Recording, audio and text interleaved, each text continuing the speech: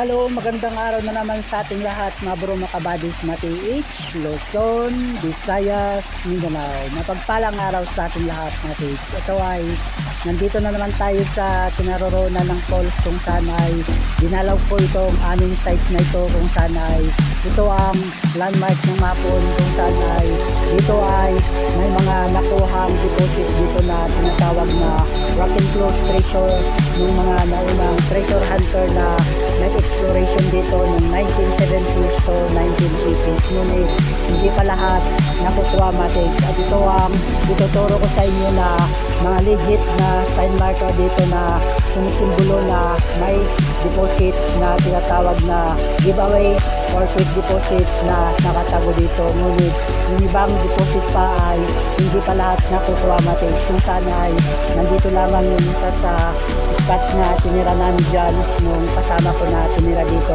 At yung makikita natin na naka-triangulation na puso ay may puso doon na malaki at mayroong puso doon at yung puso na nandun sa gitna at yung pinakagitna na puso ay dyan mismo ang spot na tinira namin. Kaya in the spot, direct under kami dyan. At dyan sa area na yan ay may spot pa na hindi nakukuha. Kung saan ang ituturo ko kung ano ang mga legit na sign marker, baka sakaling makatagpo kayo na ganito ang setup ng falls na pinagtaguan ng mga phone. Kung ano ang mga legit na sign marker ay ito ang makikita nyo na itong legit na sign marker ay itong portion na ito. Makikita nyo natin kung saan itong nakabukol na ito ay nandyan yung isang deposit na nakatago. Kung saan ang baba niya ay ito yung isang napagkuhanan kung saan ay dito mismo bumabagsak yung tubig at yung taas naman niya ay itong nakabukol at yung tabi ng nakabukol na ito meron tayong makikitang dalawang butas na napagkuhanan din dyan at ang lalim natin ay may sukat na lalim itong isang napagkuhanan ay may lalim siya na 1 foot at yung napagkuhanan na isa ay 1 foot din at yung nandito na binabagsakan ng tubig ay may lalim 1 foot din, Matex, itong napagkuhanan na ito. Ngunit itong portion na ito na makikita nyo, Matex, ay mayroong some deposit dito sa area na ito at yung isang nakuha, Matex, ay doon sa portion na yon at yung isang hindi pa nakuha, Matex, ay nandun naman sa portion na yon kung saan ay nakatriangulate yung deposit dito na mayroong mga deposit na nandyan pa na hindi nakukuha kung saan ay nakatriangulation. Nandun yung isang deposit, another yung isang deposit na nakuha nila ay nandun at yung isang napagkuhanan ay nandito. At makikita natin, Matex, ang legit na sign marker dahil ito ay man-made lamang ito na cover cement. Ito ang legit na sign marker na nagpapayawatig na rock and close treasure. Ito yung makikita nyo, Matex, na naka-14 piece na meron siyang perfect dot sa gitna at may isang dot dito. Kung saan itong dot na ito ay ang tinutukoy niya deposit dito sa portion na ito kung saan ang nakabukol na ito at yung napagkuhanan ay nandito at yung isang napagkuhanan ay nandito rin. At ang legit naman na sign marker niya, Matex, ay ito ang sumisimbolo na wealth deposit at meron tayong makikita na double hole at isang dot sa gitna. Ito ay isang dot sa gitna at yung nasa ibabaw ay hole at ito ang sinisimbolo na on the spot dito sa portion na ito kung saan itong heart na ito ay sinisimbolo ng wealth deposit. At nakikita nyo itong cover niya ay kulay puti na German cement at yung naka-cover dito, Matex, ay man-made ito na cover cement kung saan nga ay ipapasok ko yung aking kamay dito kung saan itong napagkuhanan, Matex, ay may lalim ito na 1 foot, Matex. Ito yung napagkuhanan, 1 foot ang lalim niya at yung makikita natin na nandito sa portion na ito ay meron tayong makikitang X marker dito na meron siyang hole. Ito yung hole at ito yung X at meron siyang dalawang visible na dot dito, isa, dalawa. At ang hole na ito at yung X, ang tinutukoy niya deposit na hindi pa nakukuha ay mula dito, Matex, ay may sukat siya na 10 feet patungo dito sa portion na ito na coordinate niya na cave dito at meron tayong matatamaan na bato dito kung saan ang deposit ay nandito sa underneath nitong bato na ito na malaki, kaya nandito ang spot deposit. Kung saan nga itong mga legit na sign marker ay nandito pa yung hole at meron siyang arrow at arrowway or code 7 na nakapoint dito sa portion na ito, kung saan ang sinundan niya na arrow ay nakapoint dito sa area na ito na mula dito may layo siya 5 feet patungo dito. At ngayon ay i-share ko pa na napagkuhanan mates ay yung portion na yon, at yung hindi pa nakukuha mates ay dito sa portion na ito, at yan ay akyatin natin mates. At ituturo ko rin kung ano ang mga legit na sign marker dito sa portion na ito na hindi pa nakuha mates, kung saan yung isang napagkuhanan ay doon sa portion na yun, kaya sakto sa triangulation, isang napagkuhanan doon at yung napagkuhanan dito at yung nakuha dito, at yung hindi pa nakuha ay nandito. Ito ang makikita natin na legit na sign marker na sinisimbolo na nandito nga ang deposit niya.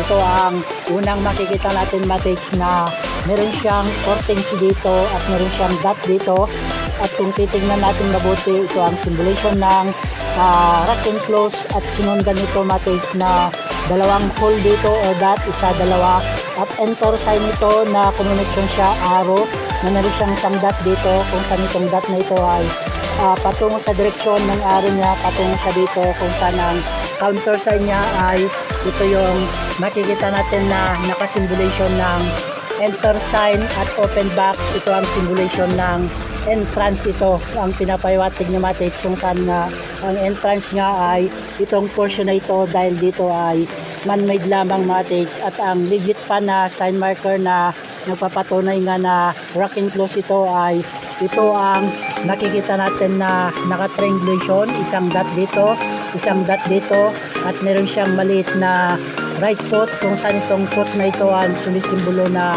deposit nga ay nandito sa area na ito, kung saan ay right here on the spot, kung saan napapansin natin ito perfect hole siya na combination niya ay hobby's heart, na kung saan nga ang deposit ay nandito sa portion na ito, kung saan itong makikita natin na man-made na cover ito mates ay ito ang cover cement na ginawa ng mga pon, kung saan ay sinubukan ko ng tiniktik dito mates, dahil ito ay man-made cover lamang ito, kaya itong portion na ito ang tinatawag na sign marker na ito ay rock and close treasure, kung saan ang coordinate counter sign niya na sign marker ito yon, at ito ang sinisimbolo na deposit patungo alignment dito, enter sign arrow patungo siya dito sa portion na ito, kung saan nga ang counter sign niya na ito ay combination ng enter sign at open box, ibig sabihin ay entrance ito mates na ang pinapahiwatig niya. Kaya itong portion na ito ay makikita nyo ay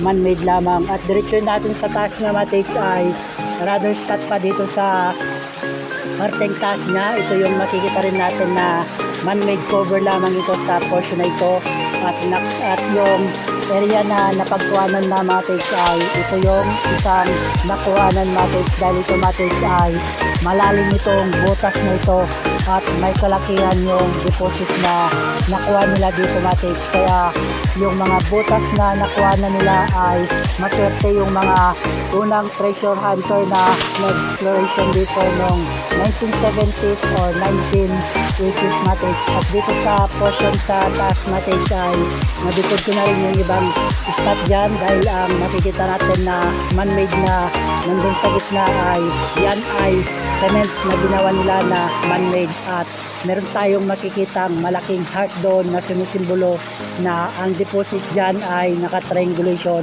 na rock and close. Kaya itong portion na ito mates ay ito ay hindi pa nakukuha, at ngayon makikita na natin yung isang napagkuhanan dito, isa, dalawa, at yung hindi pa nakuha ay nandito, kaya naka-triangulation, isa, dalawa, tatlo, at patungo doon, kaya ang spot ay nandito mates. At ito pa ang makikita natin na legit na sign marker na hole, sinisimbolo ng deposit dito sa portion na ito mates. At napakagaling ang mga pon talaga na gumawa ng mapagtaguan nila ng deposit mates, kung saan itong portion na ito mates ay makikita nyo yan ay solid na bato, kaya binutas nila itong portion na ito at tinakpan nila ng cover cement para hindi mahalata dahil ito ay makikita nyo na man-made lamang matage. At napakagandang sharing sa inyo matage dito dahil itong aming site na ito ay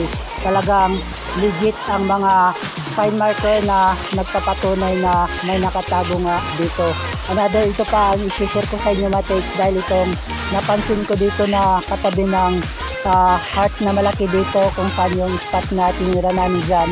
Ito yung napansin ko rin matage na portion na ito dahil ito ay meron tayong legit na sign marker na makikita dito kung saan ay kung hindi mo bubusisin mabuti ay hindi mo makikita na itong portion na ito ay rock and close din siya matage, kung saan ang legit na sign marker niya ay ito ang makikita nyo matage na naka symbolization ng rock and close. Ito yung makikita natin na naka curtain C at meron siyang isang dot dito sa gitna. Ibig sabihin nito matage ay rock and close treasure, at meron tayong makikitang naka-triangulation na dot. Ito yung naka-triangulation na dot. Isa, dalawa, tatlo. Ibig sabihin ay object inside this man-made na rock ito matage, kung saan ang counter sign niya dito matage. Ito yung counter sign niya. Ito yon. Naka-curtain si rin dito na dot, isa, dalawa, tatlo, at yung slash alignment patungo nga dito sa portion na ito na coordinate niya na sign marker C at dot. Ibig sabihin ay simulation, rock and close, kung saan din ang puso na ito, yung kanyang arrowhead ay naka-point dito. Another, meron pang counter sign dito matage na tumuturo sa direksyon ng spot ay nandyan nga ay ito rin yung makikita natin na combination ito ng enter sign at meron siyang isang dot. Itong enter sign na ito patungo direction dito at magiging arrowhead patungo dito sa coordinate niya na sign marker, kaya ang spot ay nandun matage. Kaya ang pinapahiwatig nito na meron siyang symbolization C at dot na nasa gitna, ibig sabihin ay rock and close treasure itong portion na ito matage, dahil ito ay man-made lamang ang pagkagawa dito matage. At napakagandang sharing sa inyo matage itong mga sinishare ko, baka sakaling makatagpo rin kayo na ganito ang setup ng ginawa ng Mapon nung itinago nila ang mga kayamanan sa falls na ginawang landmark ito matage. At sa lahat ng makatage natin dyan, Luzon, Visayas, Mindanao, mutsaga lang sa ating lahat at huwag tayong makalimot na humiling ng gabay sa ating amang lumikha para tayo ay mag-guide at mabigyan blessing tayong lahat matage. Mutsaga lang sa ating lahat. Aba, guide and bless sa ating lahat matage. Yada.